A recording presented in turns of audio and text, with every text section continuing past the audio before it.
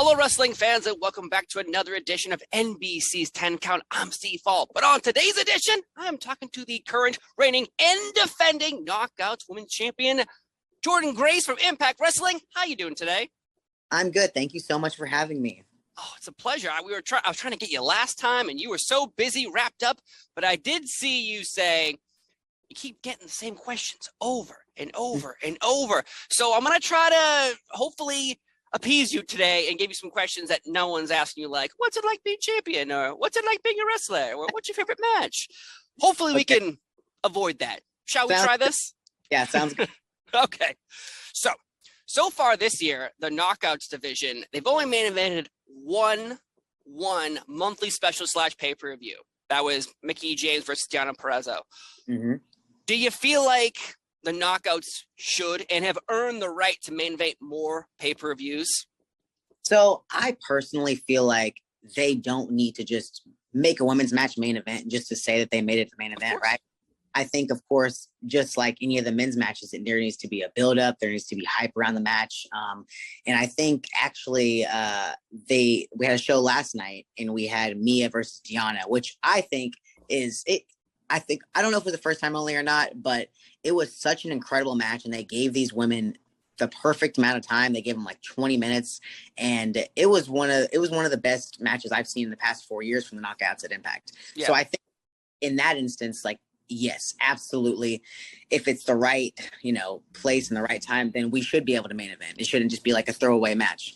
But I don't think that we should just do it just to do it, right? Of course. No, I 100% agree. I just think that obviously the most consistent thing in Impact Wrestling that everyone agrees on, knockouts. Yes. I have never ever read anywhere, and Twitter is a cesspool of people, but when you go on there, I have never seen someone say, "Oh, the Knockouts division, they're not good." Like every time someone brings up women's wrestling, it doesn't matter where you work, Knockouts most consistent. Do you agree? Oh, definitely. I think that, I have seen, because obviously I probably see a lot more people on Twitter than you, but I have seen people say the Knockouts division sucks, but it's always people with no profile pictures or some stuff like that, like 0 followers. So yeah. I just kind of completely disregard that. But I definitely think that the Knockouts, they definitely are the most consistent, and we work really, really hard to get the opportunities that we do get. Of course. And again, you making history all year round, Queen of the Mountain matches. Is there a match that you haven't competed in inside Impact Wrestling that you would like to accomplish in your career so far? Okay, so I know that everybody's familiar with the King of the Mountain matches now, and obviously everybody's familiar with the Ultimate X match.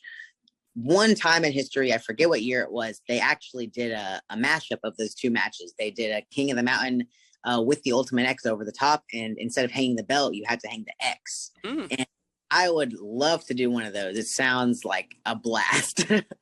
It would be interesting to see that, and especially because your title history in Impact Wrestling, you pretty much accomplished everything, but you haven't gotten the I guess I don't know if you'd call it the men's world championship, but at the Impact World Championship.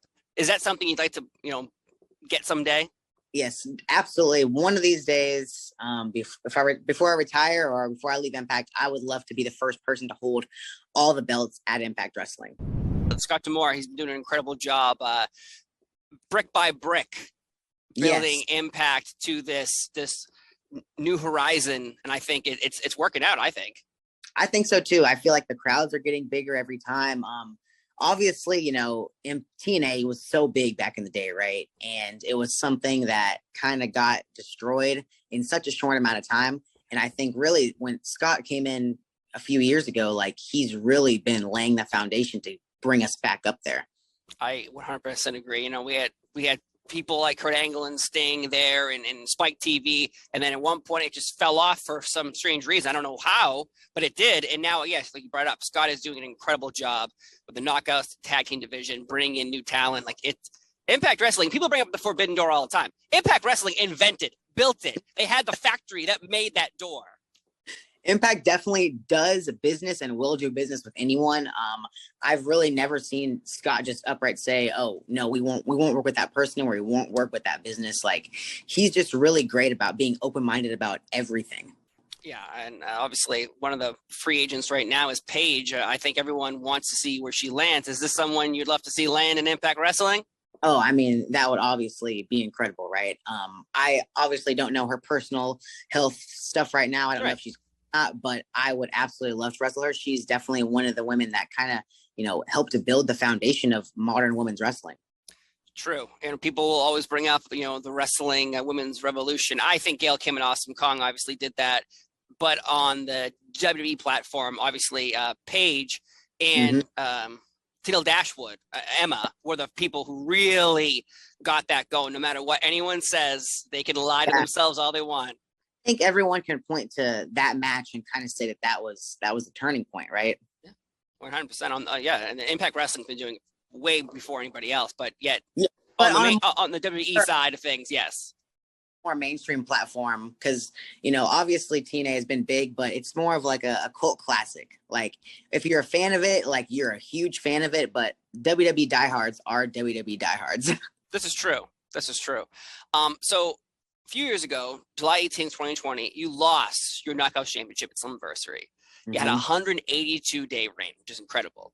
And then about 2 years went by, you didn't have the gold. Were you feeling fresh? Obviously, you have it now. Were you feeling frustrated, or you thought, I just got to be patient and it's going to happen again? Yes, I wasn't feeling. At first, I will say I was feeling frustrated, mainly because when I won the title, we automatically went to the shutdown, the pandemic. So I did not get the full champion experience, I guess you could say. Like, I didn't get to defend that belt very many times in front of an audience at all. And 182 days is great, but for what if I'm not even wrestling, right? Like, I wasn't wrestling during that time.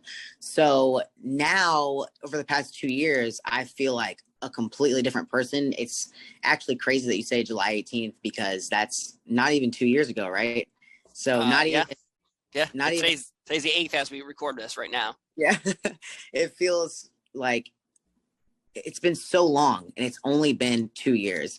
And I've held the digital media championship since then. I've held the Knockouts tag titles, but ultimately, I knew in the back of my head I would end up back here one day. Yeah, and then obviously maybe you could enlighten me on your feelings, because Deonna Purrazzo came in, and really at the time, at least on the mainstream, no one really knew of her. People were just happy to see a new face in Impact, and she beat you pretty quickly. Like, after 2 months of being there, did that ever have a feeling inside you like, what? Well, I'm here busting my butt. This person just walked in the door and then now is beating me. Is that a feeling that goes to your mind, or no? I think it's definitely a feeling that all of us have when someone new comes in and you've been there for a while and they kind of just sweep the rug out from under you. But I will say that now I look back and I understand why they did it. I understand that at that time she was the hot new face, and she was definitely someone who needed to come in and kind of right away cement herself in Impact, because she obviously didn't have the best WWE run and she didn't get the opportunities that she deserved there. So I definitely understood why they did it, but that really lit a fire in me even more, because I was like, well, if they don't think I'm good enough to beat someone like her, then I need to be good enough to beat someone like her. And so now I think I'm ready. So August 12th, though, Impact Wrestling is having their Emergence event, and it's already been booked. You as being a Yim Knockouts Championship. This I'm so excited to see. So what can fans expect when they first watch a monthly special from Impact, and then your thoughts on having to fight Mia? So the thing about our monthly Impact shows is that they are just as good, if not sometimes better, than our regular pay-per-views, because we treat them just like they're on Fight TV. We treat them like they're big deals, and they are, because we have, a ton of subscribers for our Impact Plus app. It's only $10 a month, and I think that we need to give those fans something for that money, right?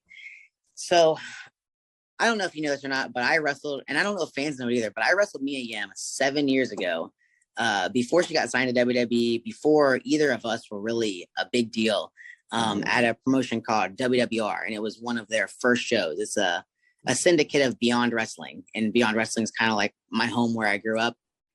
And I did my finishing move for the first time on Mia Yim. Yeah. Wow. I had just finished watching some Matt Sydal Ring of Honor stuff, and that actually my pump handle flip driver used to be his finisher. And so I decided that I wanted to do that. And so Mia Yim was the first person to ever take like my finishing move, which wasn't a finishing move at the time. I just did it just to test out the move. But she's the first person that ever took it, and she hasn't taken it since. And I'm very excited to give it to her again at Emergence. That's a great. First off, that's a great story. If this is going to be the pathway to Emergence, I think bringing this up on TV would be outstanding to bring up, because people love history. People love to talk about what happened before to lead us to now. So, like, do you think that'd be a good topic to bring up on TV? Definitely. And both her and I have just evolved light years in the past, over half a decade. So I think that now what we bring to the table is so much more than what we brought then. Yes. 100%. So with Impact Wrestling growing its audience every single week, what else can Impact, you think, do? I think, at least personally for me, just go traveling everywhere. That's my personal opinion. How do you feel like Impact Wrestling can keep growing? Because they're already growing. It's seriously, like this past year alone, everyone's talking about it. Yes, definitely. My personal opinion, because I love seeing kids at shows. I think that if Impact would do something to offer like a discount ticket or kids free under 8, I would love to see that. I don't think any other company does that, and I don't see nearly as many kids as I want to see at shows, because those are the people that like really go crazy for wrestlers, right? And those are the ones that they can suspend their disbelief, and they might really not know the secrets of wrestling yet. So I feel most excited when I see kids in the crowd, because they're the most hyped. That is true. Anytime I go to a wrestling event, it's like, there I am, a grown man, yay, let's go so-and-so. And then in front of me, though, there's a little girl, a little boy going ballistic for their favorite wrestler. The barricade. There was actually, I don't know if you saw this, but there was a video of a little boy jumping the barricade to go talk to Cody Rhodes at a WWE show recently. Yes. Yeah. And again, well, it's not threatening when they do it, right? It's adorable. Well, yeah. When unfortunately, some people have been having beverages all night long and then fall over the railing and try to hug you. That's a problem, I would think. Yeah, but I would definitely see Impact do something like that. Like, just make it a little more family oriented, because I absolutely love that. And times are really hard right now. I feel like with inflation and everything, people are having a hard time, and I feel like offering some kind of family package or something like that would really help draw people in. That'd be outstanding. I love this idea. Obviously, recently though, Impact Wrestling celebrated 20 years in the business, and I think that's outstanding, because since 2002, when I was watching, and it was on Wednesday nights, $10 pay-per-views, what is your favorite moment in your career so far with 20 years of Impact? In my career at Impact, man, I look back and it's been a crazy 4 years. I can't believe that I've been here this long, to be honest with you. I've had several just amazing moments. I've had my favorite match that I've ever had is me versus John Prazo at Slammiversary 2020. Like, I loved that match. I hadn't wrestled Gianna for years at that point, and when we got in the ring, I don't think I've ever I'm not saying I feel like I'm talking to her like she's like my lover or something, but like I really feel like a kinship with her when it comes to wrestling. Yeah. like we're on the same page no matter what. We have this incredible chemistry. And that same weekend is when we had the first ever Iron Woman match. Mm-hmm. And we did the same exact thing that we did on a live pay-per-view at Slammiversary. We just went out there and killed it. And what's crazy is I haven't wrestled in a singles match since then. It's kind of like Impact was like, okay, we got to chill out on these two for a while, but I'd love to wrestle her again. And then, obviously the Ultimate X, the match that we did was a dream come true, from pitching the idea, because I didn't think it was ever going to happen. And then one day the X was set up, and I was kind of half joking with Scott. I was like, so when are we going to have a Knockouts Ultimate X? And he was like, well, when you can find some girls who can hang from the ropes. And I was like, I can hang from it right now. And Tasha was there, and she showed him that she could hang from it. I showed him that I could hang from it. Alicia Edwards was there. She climbed up to the top and did it.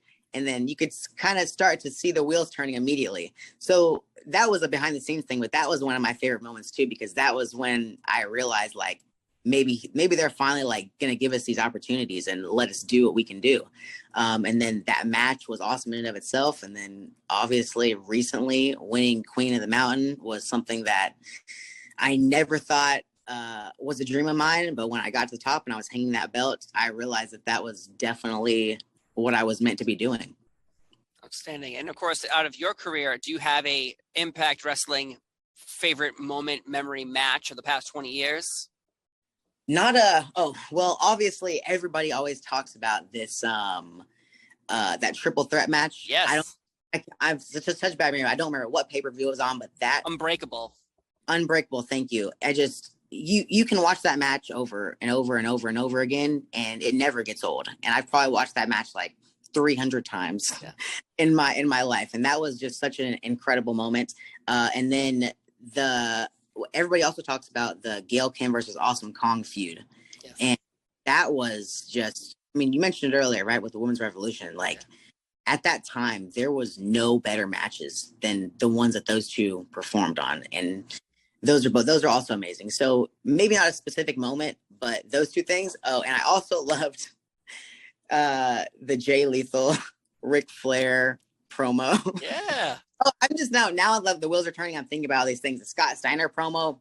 There's a ton of different things in Impact's history that's just like iconic in wrestling, I think. And that even if you're not an Impact Wrestling fan or a TNA fan, you know, because it was just shared so much at the time.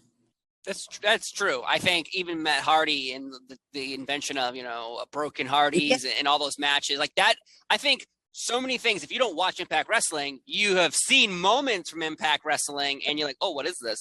You go to YouTube, you look it up, and suddenly you're watching 20-minute match, people shooting fireworks at each other in a backyard. And you're like, this is amazing.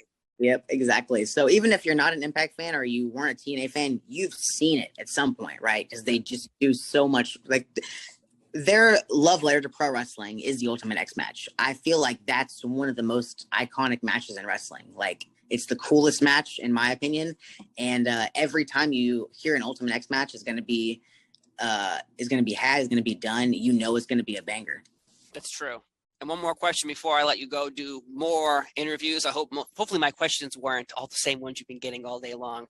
What are your goals for the year? Because you've done so much already, recapturing the Knockouts Championship. You got more left in the tank this year. So what do you want to accomplish? Well, it's been a long 6 months, the beginning of this year, but honestly, I just want to keep putting my best foot forward. I want to have some of the best matches that the Impact Wrestling Knockouts division has ever had. That's one of my big goals. So hopefully I get to start with Mia Yim at Emergence and keep on going from there. There's three knockouts at Impact right now that I never wrestled before, and they'll be first time matches. And that's, Gail Kim, but I don't think she's going to come out of retirement anytime soon. Mickie James, Masha, and Giselle Shaw. Those are three incredible wrestlers that I would love to wrestle for the first time. So hopefully I can knock those off my bucket list by the end of the year. Well, Scott D'Amore, if you're watching, make it happen. And let's get Jordynne Grace on a big storyline, main event, pay-per-views coming up. I love it so much. Jordynne Grace, thank you so much for being here in NBC's 10 Count. It was a pleasure. I hope my questions weren't the same ones you get all the time. Thanks for watching, folks. I've been Steve Fall. She's Jordynne Grace. Have a wonderful day, and we'll see you next time. Bye. All right. Have a good one.